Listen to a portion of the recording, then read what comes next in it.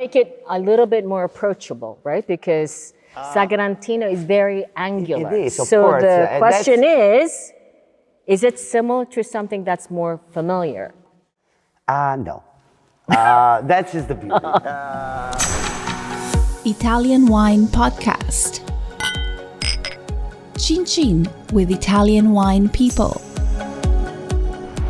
Welcome to On the Road Special Edition with Stevie Kim. This three-part series follows Stevie in the region of Umbria, visiting the Consortium di Montefalco and meeting charismatic new president Giampaolo Tabarrini. Here they attend the award ceremony for the 2018 vintage. So, obviously what you're telling me is that Montefalco Sagrantino had a particular signature style, characteristics.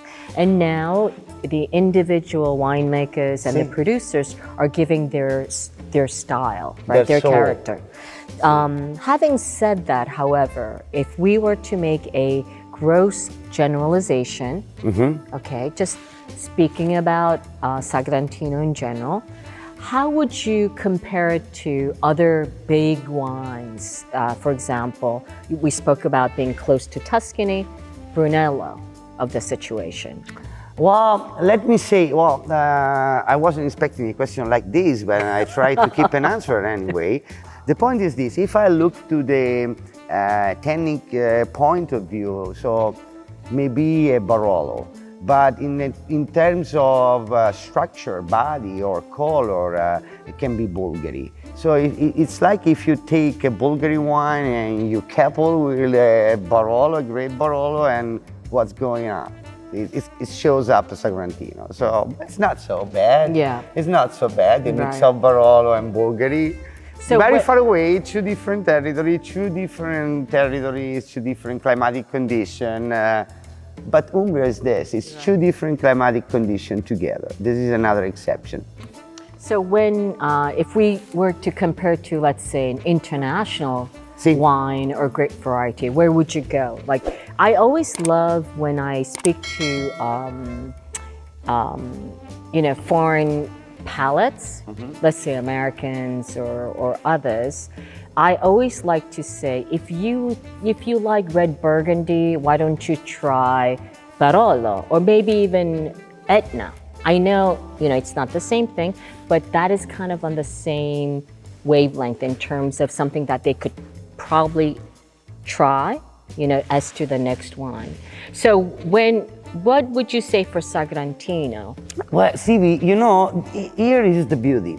And your question is so beautiful because you are asking me, can you tell me something that looks like to Sagrantino, to tell to our guests how it looks like, how it's similar to that is the beauty. That you have to make it a little bit more approachable, right? Because Sagrantino is very angular. It is, of so course. The question is it similar to something that's more familiar? No. That is the beauty. There is not a wine that you may say looks like the Sagrantino because I may find something that, for certain aspect, is similar. I may think to certain Taurasi. To certain Taurasi, but at the end, maybe the tannins are similar or certain parts of the smell or the structure are similar, but they're not twins. Sagrantino is not twins to anybody. It doesn't look like to nothing else. The beauty is this. It's different. It's another stuff. It's his own. He has his own character, have his own color, have his own smell. It doesn't look like to Merlot. It doesn't look like to Cabernet. It doesn't look like to Nebbiolo or to Nerello Mascalese or to Aglianico. It doesn't look like 100% to all of them. While before we was saying it's a blend, if we want to try something similar, it's a blend between Piedmont and Bulgari in Tuscany. So it's similar to Piedmont because of the dryness and the thinness of the tannins, but it's not so light in color. There is not only the skeleton that usually there is into Borolo, there is also the chicha, the meat, that usually there is into a Bulgari.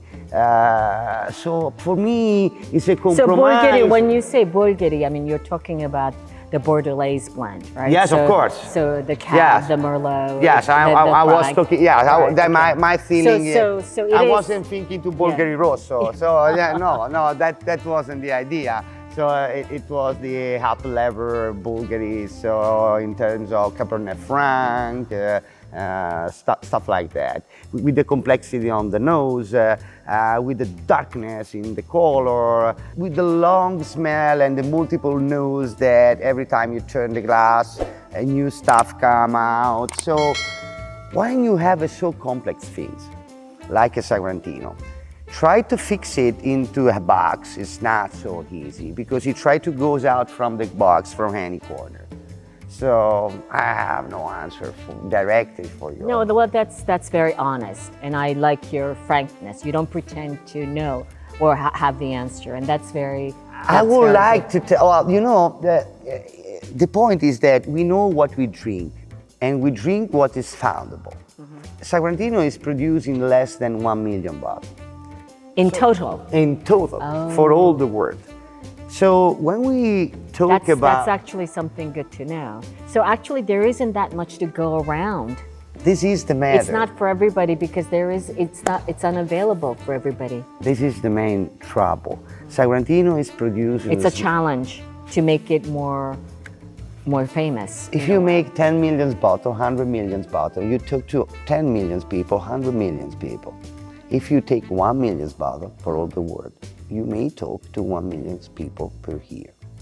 So we're sorry, but it is what it is. Right, absolutely. That's a very good point. So I understand it now. So listen, I want to ask you something a little bit easier. Okay, make me easy question. I'm a grower, remember that. I know. So what is the typical food and Sagrantino pairing? How? Come on. One from, I would say, from in terms of a regional pairing, so from the area. And one from... One from more international. One international, I mean, like, is it a burger, tacos, or anything else? Okay. Go. First of all, Yes. many of our U.S. friends never came to Montefalco, to Umbria. I know. But the most of them, I'm almost sure, because I tasted several times all around the world when I was traveling in the United States, they eat at our tables. You say, what you mean? When you think to truffles, black truffles, the most of the black truffle comes from here. When you think to the smallest lentils of the world. What do you mean? Can you just go back 1 second? Yeah. What do you mean when you say the most of the black truffles come from here? What does that mean? Umbria is the largest producer of truffle, black truffle, in Italy. Oh, I didn't know that. Yes, we have the... So Piemonte is white. Piemonte is white, right? we are for the black. Okay. So every time I travel... I think that's very good information, actually. Every time I travel all around the United States and I go to visit the friends of the restaurants that purchase our wine, I used to knock the doors of the kitchen and I go through. And what do you have tonight? I have this and truffle. Where you got it? And every time they tell me where they got it, and this is a company that I know because it's from my area. Right. That's a very good point. This is So one of the best pairing for Sagrantino is with the truffles. truffle. Is the truffle because they're born in the same land. They're born together. They're couple since ever. So it's a great pairing. But at the same time, we have a lot of other raw materials that our friends on the other side of the ocean used to have daily. The smallest lentils of the world come from Castelluccio. What? The smallest lentils.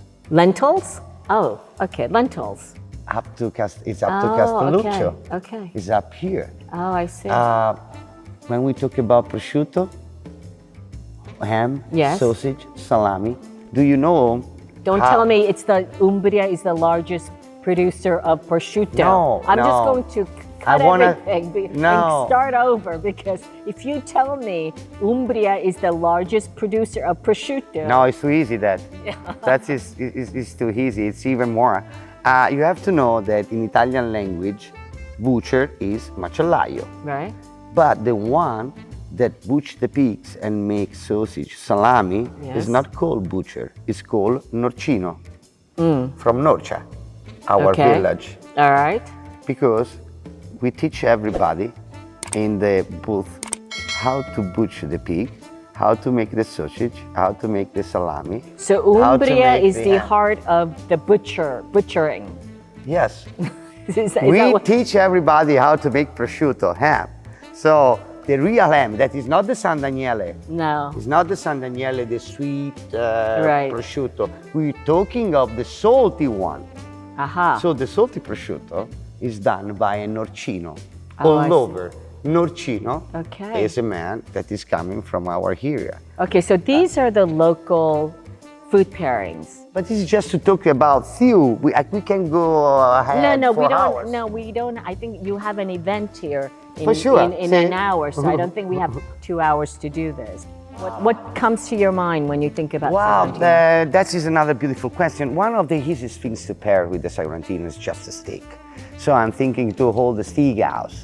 Steakhouses. All the steakhouses. Right. So all the steakhouses is perfect because all the wines that are rich in tannins, that are rich in alcohol, need of something that have grease.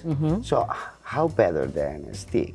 A steak rub seal your mouth with the grease and tannins and alcohol, clean, remove it, replace the taste, replace the smell.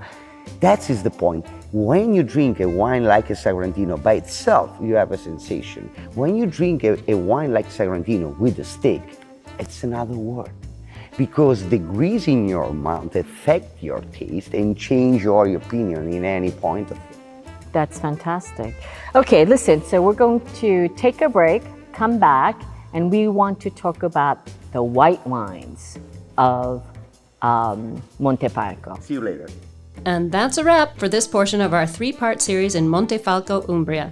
Thanks for listening, and don't forget to check out all our fascinating interviews from the world of wine on ItalianWinePodcast.com, or find us on SoundCloud, Spotify, Himalaya, or wherever you get your pods. Chin chin!